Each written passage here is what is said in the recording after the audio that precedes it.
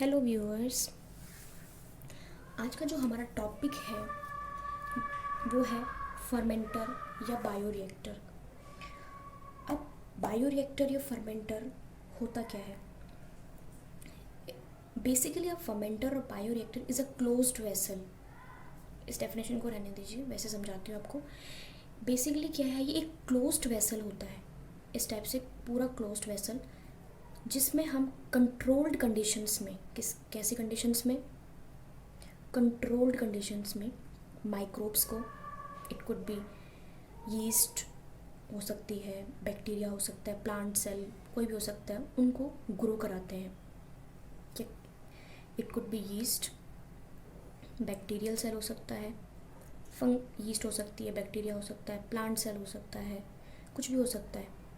इन सबको हम क्या कराते हैं? ग्रो कराते हैं in a closed vessel, that is bioreactor, under controlled conditions to get our desired product. Industries में इसको यूज़ किया जाता है। ठीक है, देखो फिर डेफिनेशन में भी यही लिखा है, अ फर्मेंटर या bioreactor is a closed vessel with adequate arrangement. इस वेसल के अंदर पूरी सारी की सारी अरेंजमेंट होती हैं उन माइक्रोब्स को ग्रो करने के लिए, like proper aeration, agitation, temperature, because her microbe का ग्रो करने का टेम्परेचर अलग है ना। सपोज आप देखोगे, आपने देखा होगा कर्ड बनती है, ठीक है, तो लैक्टोबैसिलस है, लैक्टोबैसिलस से कर्ड बनती है। सबस्ट्रेट क्या होता है आपका इसमें? मिल्क होता है सबस्ट्रेट, ठीक है। तो क्या कर्ड किसी भी टेम्परेचर में बन जाती है? नहीं बनती ना। हम घर में कोशिश करते हैं, कई बार अच्छी बनती है, कई बार ख़राब हो जाती है, क्योंकि कर्ड, लैक्टोबैसिलस को, किसी भी माइक्रोब को प्रॉपर टेम्परेचर चाहिए होता है ग्रो करने के लिए, ठीक है। पीएच कंट्रोल एंड ड्रेन और overflow vent to remove the waste biomass of cultured microorganism. और इसी के अंदर एक तरह से पाइप होता है जिससे उसका जो वेस्ट निकल रहा है माइक्रोब्स का, वो यहाँ से निकल जाए अलॉन्ग विद देयर प्रोडक्ट्स। और प्रोडक्ट भी इसी से आता है, वो प्रोडक्ट भी यहीं से आता है जिससे हमें प्रोडक्ट मिल रहा है, ठीक है। तो I hope it's clear. Fermenter और bioreactor is a closed vessel जिसमें एडिक्वेट अरेंजमेंट होगा, एरेशन मतलब ऑक्सीजन का supply, air supply, temperature maintain होगा, पीएच मेंटेन होगा, ठीक है। वेस्ट को रिमूव करने के लिए हमारे पास अप्रोप्रिएट क्या होगा, ड्रेनेज फैसिलिटी होगी along with their product. I hope this is clear, fermenter और बायोरिएक्टर। बेसिकली क्या होता है कि जिस वेसल्स में सारी बायोकेमिकल रिएक्शन होती हैं, ये जो वेसल है जिसमें सारी बायोकेमिकल रिएक्शन होती है, तो इंडस्ट्रीज़ में इसको वेसल को क्या बोलते हैं? बायोरिएक्टर। इंडस्ट्रीज़ में इसको क्या बोलते हैं? रिएक्टर, सॉरी, रिएक्टर बोलते हैं। इसलिए फर्मेंटर को हम बायोरिएक्टर बोल देते हैं, ठीक है। आई होप इट्स क्लियर। अब हम क्या कर सकते हैं? ग्रो कर सकते हैं यीस्ट को, बैक्टीरिया, प्लांट सेल, इनको भी कर सकते हैं, या हम एंजाइम का भी यूज़ कर सकते हैं। भाई एंजाइम सबस्ट्रेट के साथ रिएक्ट करता है तो प्रोडक्ट बनाता है ना वो, तो हम एंजाइम भी यूज़ कर सकते हैं। फाइन, देखो दीज आर, अब इसका यूज़ किया है, these are extensively used for food processing के लिए यूज़ होता है, फूड प्रोसेसिंग इंडस्ट्रीज़ में यूज़ होता है, ठीक है। फर्मेंटेशन प्रोसेस, फर्मेंटेशन प्रोसेस तो आपको सबको पता होगा क्या होता है। ग्लूकोज कन्वर्ट होता है किस में? इथेनॉल में, अंडर एन एरोबिक कंडीशन। किस में? Under an aerobic condition. कौन परफॉर्म करता है इसको? यीस्ट। इस पूरे प्रोसेस को ही बोलते हैं हम fermentation process. Waste treatment, sewage treatment जो होता है वहाँ पे भी इसका यूज़ होता है, ठीक है।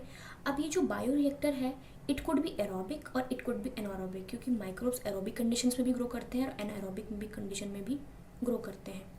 I hope it is clear. Size, complexity and price of fermenter may range from very simple to highly complex. अब डिपेंड करता है कि हम कितने साइज़ का फर्मेंटर ले रहे हैं, कितनी कैपेसिटी का फर्मेंटर ले रहे हैं, तो वेरी कर सकता है। लाइक मिनिएचर लेबोरेटरी फर्मेंटर, अब जो नॉर्मली लाइक कॉलेज लैब्स हो गई, कोई भी लैब्स में, वो मिनिएचर लेबोरेटरी फर्मेंटर हो गया।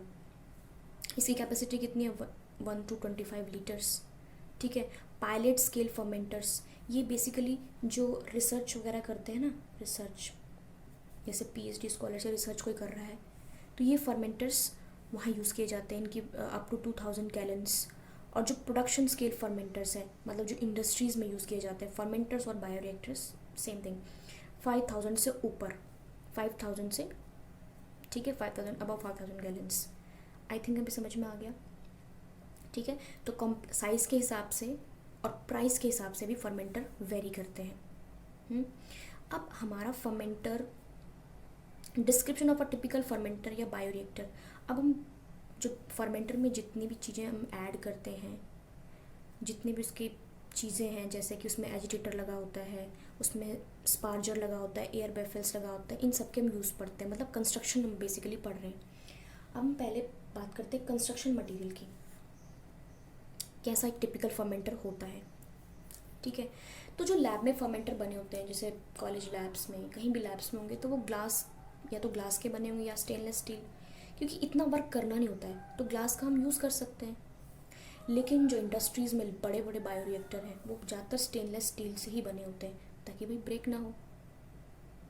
ठीक है, ताकि ब्रेक ना हो। और कई जगह पे क्या होता है कि स्टेरिलाइजेशन अगर मस्ट नहीं है, वरना जितनी भी हम ये बड़े बायोरिएक्टर्स होते हैं इसमें हम स्टेरिलाइजेशन का बहुत ध्यान रखते हैं। ठीक है, अगर स्टेरिलाइजेशन मस्ट नहीं है, सपोज अल्कोहल प्रोडक्शन होता है जैसे कहीं पे, ठीक है, अल्कोहलिक बीवरेजेस बनती हैं, तो हम उसमें वुडन कास्क में परफॉर्म करते हैं। जैसे वुडन के बड़े बड़े वेसल्स होते हैं, वुडन के बने होते हैं, क्योंकि वुड से भी थोड़ा उसमें अप्रोप्रिएट फ्लेवर आ जाता है। ठीक है, ओके, ये हो गया कंस्ट्रक्शन मटेरियल। अब मैं एक बार आपको डायग्राम दिखा देती हूँ। This is a appropriate diagram. वैसे ये स्टिर टैंक बायोरिएक्टर का डायग्राम है। अलग अलग बायोरिएक्टर्स का अलग अलग आपको डायग्राम मिलेगा, पर इसमें जो सब चीज़ मिल गई थी तो मैंने यही डायग्राम ले लिया था। ठीक है, देखो यहाँ से हम अपना जो जो कल्चर है, देखो हम ब्रोथ ऐड करते हैं। ब्रोथ क्या होता है? Liquid media. Growth is liquid media. ये माइक्रोब्स की ग्रोथ के लिए होता है, लिक्विड फॉर्म में होता है। ठीक है, माइक्रोब्स लिक्विड के अंदर होंगे हमारे। ठीक है, इसको हमने, इस कल्चर को हमने यहाँ से ऐड कर दिया। ठीक है, देखो यहाँ से हार्वेस्ट पोर्ट, हमारा जो प्रोडक्ट निकलेगा वो यहाँ से निकलेगा। स्टेराइल फिल्टर, स्टेराइल कंडीशंस दी जाती हैं हमें यहाँ से, एयर यहाँ से जाता है, वाटर यहाँ से पास होता है, ये सारी की सारी चीज़ें हैं। ठीक है, आई होप ये डायग्राम दिख रहा होगा आपको। अब मैं आगे आपको ये बताती हूँ कि किस तरीके से इनका यूज़ है। अब देखो,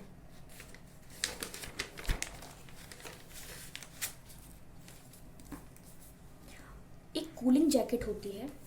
अ cooling jacket is made to surround the fermenter through which ordinary tap water is circulated that help to dissipate the heat. अब देखो, बायोकेमिकल, ये हमारा सपोज बायोरिएक्टर है। ठीक है, तो इसके बाहर ये क्या होती है? कूलिंग जैकेट होती है। अब देखो इसके अंदर, यहाँ पे ये रिएक्टर के अंदर रिएक्शंस हो रही हैं, बायोकेमिकल रिएक्शंस यहाँ पे हो रही हैं सारी की सारी। तो ऑब्वियस बात है, माइक्रोब्स ग्रो कर रहे हैं, कोई रिएक्शंस हो रही हैं तो हीट तो जनरेट होगी, है ना। तो उस हीट को डिसिपेट करने के लिए क्या होगा, हमने कूलिंग जैकेट रखी होती है। यहाँ से क्या करता है, टैप वाटर पास करता है, दैट डिसिपेट द हीट, ताकि टेम्परेचर हमारा ऑप्टिमम मेंटेन रहे। आई होप ये क्लियर हो गया आपको कि कूलिंग जैकेट का फंक्शन क्या है। तो cooling jacket is made to surround the fermenter के या बायोरिएक्टर के बाहर, उससे क्या होता है, हमारा कूलिंग जैकेट होता है जो टेम्परेचर को मेंटेन करने में हेल्प करता है। आई होप ये फंक्शन क्लियर हो गया। बाद में आपको डायग्राम से फिर बताऊंगी मैं आपको। नेक्स्ट वन इज एजिटेटर्स या इम्पेलर्स। वैसे एक ही बात है, एजिटेटर्स एंड इम्पेलर्स। अब कोई भी हमने कल्चर ऐड किया, ठीक है, यहाँ पे हमने सपोज कल्चर ऐड कर दिया, अपने माइक्रोब का कल्चर जो है हमने यहाँ पे ऐड कर दिया। ठीक है, माइक्रोब्स का कल्चर ऐड कर दिया हमने, तो उसको मिक्स करने के लिए हम किसका यूज़ करते हैं? एजिटेटर्स या इम्पेलर्स का। एजिटेटर का role of agitator is to mix the gas and liquid media. Liquid media मैंने आपको बताया क्या होता है। लिक्विड मीडिया इज ब्रोथ जिसके अंदर हमारा कल्चर है, मतलब माइक्रोब, जो भी प्लांट सेल, जो भी चीज़ है वो है। तो to mix the gases and liquid media, that is role of agitator. और अब इम्पेलर भी होते हैं, मतलब उस एजिटेटर शाफ्ट में ही के साथ इम्पेलर जुड़े हुए होते हैं।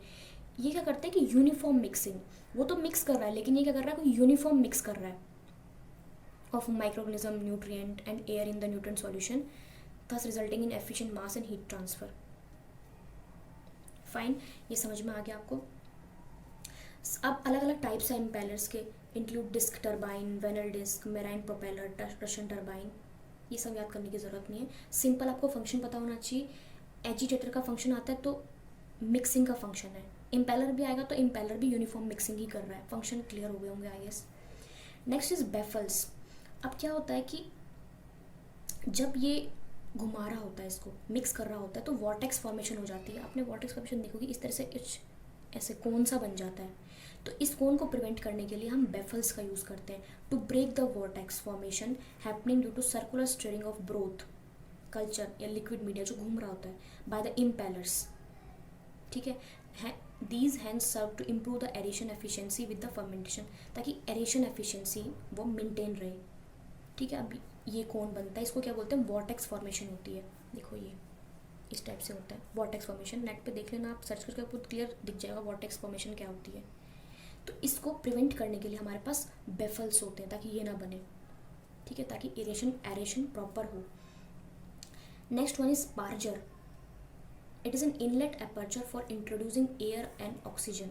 देखो अब यहाँ पे ऐसे इनलेट होता है, यहाँ से क्या होती है, एयर या ऑक्सीजन की एंट्री बॉटम ऑफ वेसल से।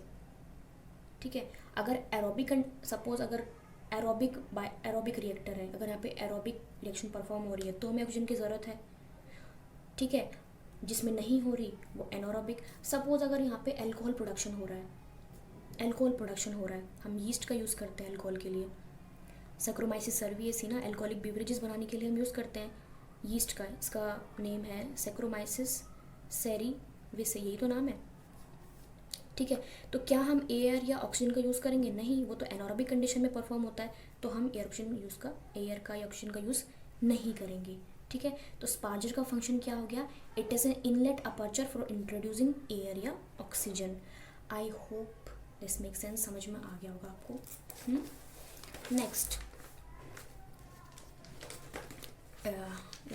लास्ट है वैसे ही। ठीक है, अच्छा, it is available in 4 main designs namely porous sparger. Porous मतलब उसमें पोर्स होंगे। ठीक है, orifice sparger, nozzle sparger, combined sparger. अब अलग अलग रिएक्टर में अलग अलग टाइप के स्पार्जर यूज होंगे। फाइन, अब